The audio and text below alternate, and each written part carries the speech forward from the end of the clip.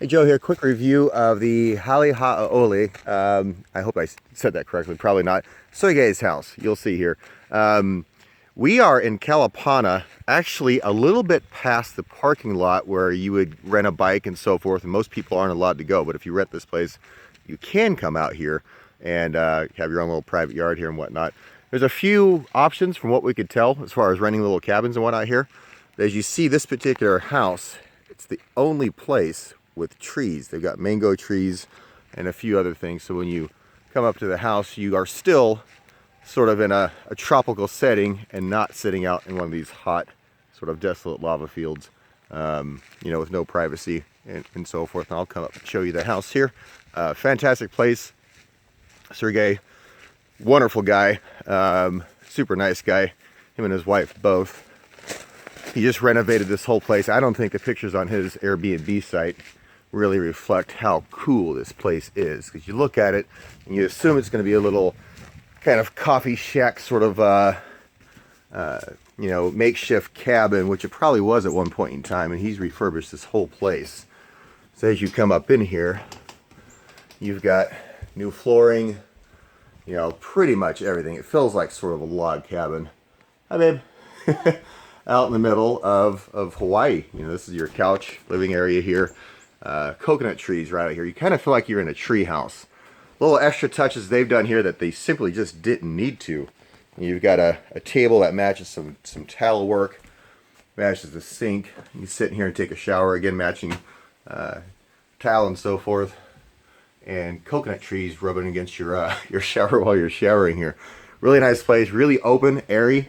We assumed it would be a lot hotter here because we're in a lava field. The weather's actually been perfect. In fact, a little cool at night. We had to put on shirts. Well, I had to put on a shirt. Anyways, this is the, I guess, the lower, I would call this the dining room. Fully enclosed. No mosquitoes. We didn't get bit at all our entire stay here, which is just great. Beautiful scenery, obviously. You get the whole house.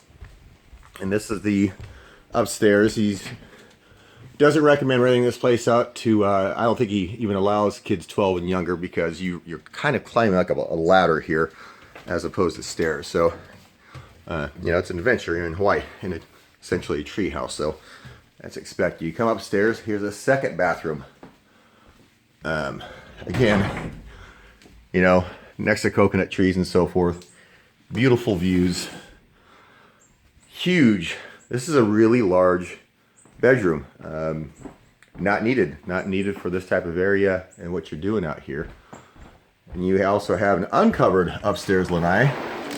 You can sit out here and do some stargazing. The stars are beautiful. There's no light pollution out here at all. Just as beautiful here as it does up on Mauna Kea as far as stargazing goes. If you are hiking to the lava, this is the place. This is Kalapana. You can see the trail out there. You can see some road signs. That is the trail that you either hike or bicycle 4 miles down the way, and then you take a right and you literally hike up the volcano and you follow the red lava. Lava's pouring down. There might be another house closer, but as far as I'm concerned, from what I can tell, this is the closest house to lava.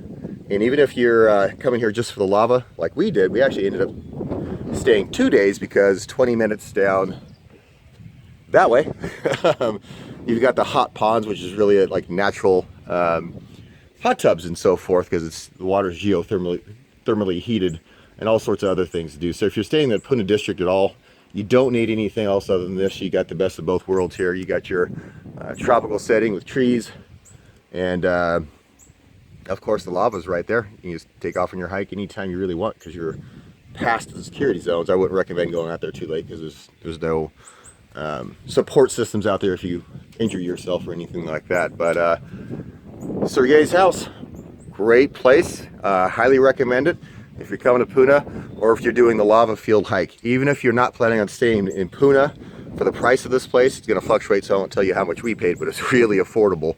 You know, most people, when you get done with that hike, the last thing you want to do is drive 2 hours to Kona, or even an hour or so back to Hilo. It's worth the money. Just stay here, stay the night, relax, wake up in the morning, have the best mangoes you've ever had in your life. Care of Sergey here, keeping you plenty stocked. Great place, highly recommend. This is my first video because I've never really felt that inclined to give a review before, but this place, felt inspired to do so. Really awesome. I would come back here again, and I live only 2 hours away, and I paid the money to stay here. Well worth it. Thanks, guys.